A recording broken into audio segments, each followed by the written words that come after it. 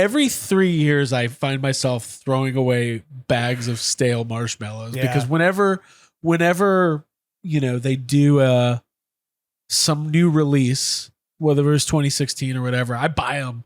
And I'm like, what am I doing? But the last release was actually really cool because they did look just like the ones from the movie. So I just went through my my act of shame over the weekend because I needed to clean up around here. And I'm sorry to tell everybody that I actually threw away an entire trash bag full of nothing but marshmallows and cereal because I had so many of these damn things. But I did save my bags. I was like, well, the bags look good, so I'm going to keep them. I threw away like 5 literal cases of 2016 Ecto Cooler. Like, I was like, what do I have like pallets of this stuff. It's the worst release of Ecto Cooler ever. It literally just looks like, oh, this guy loves high C. So I had all those cans. I still think I have a sealed 12 pack or whatever of the box, the drink boxes. Juice boxes. Yeah. Yeah. But still, like, they're in random places in the house. I'm like, oh, another pallet of Ecto Cooler. It's really buying a lot of this stuff. Yeah. Back then. I remember ordering that off Amazon or something. I had to tell myself the other day, I was like, you could go chasing after a cup from Starbucks, like, and spend $30 on it. But why? Like, you just threw away all of these drinks and all of these marshmallows and all these things. And I was just like, you don't need a $30 cup. Like, wait a minute. Okay. I haven't been keeping up with this. This is the Starbucks slime cup. Yeah. But it's not glows in the dark. It's not Ghostbusters branded. It's just everybody wants it because it looks like it has slime coming out of it and it's green and it may as well be a Ghostbusters item. And some people are wish casting. Some people are off like spreading rumors where they're like, oh, it's only not a Ghostbusters item because the movie's been delayed. And you're like, no, I don't believe that. That's not true. Is it because of the line where Dan Aykroyd says it's the Starbucks now? Is that the synergy? Yeah. Dude, I think I need one then. Now I need one. I don't. I didn't mean to do that to you. But and if you went out and bought a cup out there, I don't mean to be like, hey, no, it's fine. Send me one. I send me one if you got one. Send me one if you bought one. If you don't want it. I mean, I end up getting, I've got like the old 7-Eleven, like the big jug they were doing in Canada and all that kind of stuff. I like this time of year. It's fun when Halloween comes around and you can go get like the pumpkin pails from McDonald's and all that kind of stuff. So I get it. It's the Halloween spirit more than anything.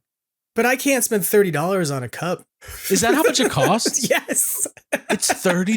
It's $30. Why? Because there's an entire, much like there's those of us who collect everything that has Ghostbusters on it, there's actually an entire culture of Starbucks limited edition tumbler collectors. And so like Starbucks figured out that they could just be like, hey, we sell a reusable, like, cold, hot, friendly tumbler. And we can put those out every quarter with different designs and charge $30 for them. And the people who already come here and spend $8 on a caramel macchiato will buy that cup from us. And so okay. They're going for like $60-$65 on eBay. Yeah. Now this is what we like to call the time value proposition.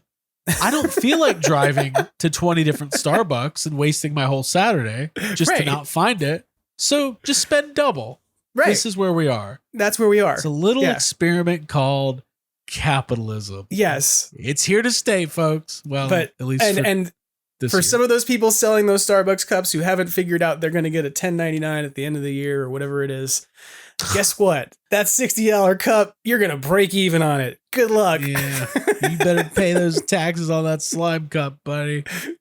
Anyway, I don't know if we got on random collectible things, but I do, like, you're a good person to talk to about collectibles because you have a massive Ghostbusters collection and a massive toy collection, and you basically talk about toys every week. I'm trying to really, I'm doing this thing, and I don't know if it's because I'm getting older or because there's other things I want more of. Like, so I think collectors go in these cycles. I know when I first started collecting Ghostbusters, it was like everything and anything. It has the logo, I'm buying it. Every t-shirt, every pencil case, every book bag, whatever. And what ends up happening is you don't have the space for all of it, or it just sits in a closet. So like I don't have that urge to buy everything, but now I'm analyzing the things I have and really kind of saying, because to me I'm at, it used to be about as much as possible, as much as possible, but now it's more like, is this something I really value as a collectible? And also part of it is knowing that there's a new movie coming out, which means it's going to be another 4 or 5 months of a ton of toys and action figures and collectibles and chasing things down, which is really fun. I love every inch of it, but like I've been cleaning up and trying to straighten up in the toy room, and like Afterlife, I bought 2 of everything. So now I've got all of these in package plasma series figures, and I have them all loose on display, and I don't want to get rid of them, but I don't want them on a shelf. So it's just like you end up with all this stuff. Yes. It's like a fake problem that we make up for ourselves. Like, no, you're not. I could just not buy it. You know? No, you're not wrong, but it is like a fake problem, but it is also a real problem because, like, I think there's a whole bunch of us who, when the last movie came out, we hadn't seen so much Ghostbusters product all coming out at once, and like since we were kids. Like probably, like maybe you could argue that like around the 25th anniversary and like in the video game, like there was a whole bunch of action figures, but this was way more than that. This was like, oh my God, there's everything, right? There's an incense burner that's a trap now, just like, but also random stuff, you know? Do you find the funny thing is like how quickly you take it for granted? Yeah. Like after like a week of seeing Kenner Ecto 1s in Walmart, like it didn't faze me anymore. Right. But I'm like, you should be way more, you should buy every one of those, dude. It's like, I go to Target and be like, oh, look, there's Mod Blasters on the bottom shelf again. There they are. Right. So it's just like, you kind of get caught up in like it's always the hype is the big thing. Yeah. Like I'm not I usually don't see movies more than once in a theater. Very rarely, even something I'm really excited for, like even a new Star Wars movie or something. Like I see it and then I'm good.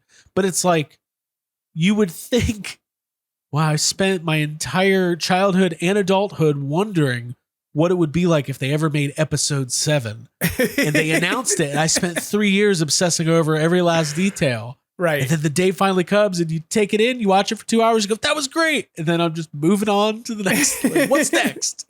So it's almost like the hype and the buildup is far more exciting than the actual thing. It's like Christmas. Like it's the if you're a kid, like, and I don't mean if you're not Christian out there, if you didn't, I mean, I'm not necessarily Christian, but like if you didn't do Christmas as a kid, then it's like any other major holiday where you know it's coming for weeks, like Halloween.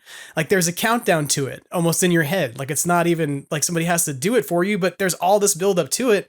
And then like Christmas morning happens, you open the presents. And then it's over. It's just like, then you move on. It's over. Like you play with the new toys. It's great. But then it's over. And then you wait for another year. And yeah, there is a hype to it. And there is that come down to it, I think, too, you know, to some extent. It's kind of weird, but like, we'll talk about this in a minute. But I was seeing that with folks from Dragon Con this year, too. Okay. Yeah. Like people coming out of Dragon Con and sort of saying, like 2 days afterwards, the posts were people saying, like, I have like Dragon Con recovery sickness, meaning like I had to re-enter the real world and like not actually be at Dragon Con anymore. And that to me, I think is kind of fascinating because you go off to a convention or something like that and you're building up to that kind of an event for weeks and weeks and weeks and months. People are planning their costumes. Then it happens and everybody has to return to real life. Yeah. And post-con depression is a very real thing. And I don't experience it quite as much these days, but the old days, the first, like I think this is my 15th Dragon Con. And it's probably my 8th or 9th PKU surge or whatever. And you would build up to this thing all year. And then it's like 4 days of just having fun and partying and being with your friends and celebrating Ghostbusters. And then it's done and you are back at work. And, you know, your brain and your body and your mind are still like on that high. Mm-hmm. And we all know real life can't live up to that. So, yeah, it's a real thing. And then this is what always happens. People start immediately planning for next year as a way to get them. But that only lasts like a week. And then you don't think about it again until like 3 weeks before the next one. And you realize it's too late to do anything new. So you just wear the same stuff, the same costume from last year. You wear it around the house for a week to get over it. No, I'm kidding. It's just like people go home dressed as hobbits. They don't change out of it. That's how they get over it. But I don't know. I've never been to Dragon Con, but I relate to that in a weird way because when I was coaching academic debate and I would be away for 3 weekends out of 4, I would be off at tournaments from like Friday to Monday.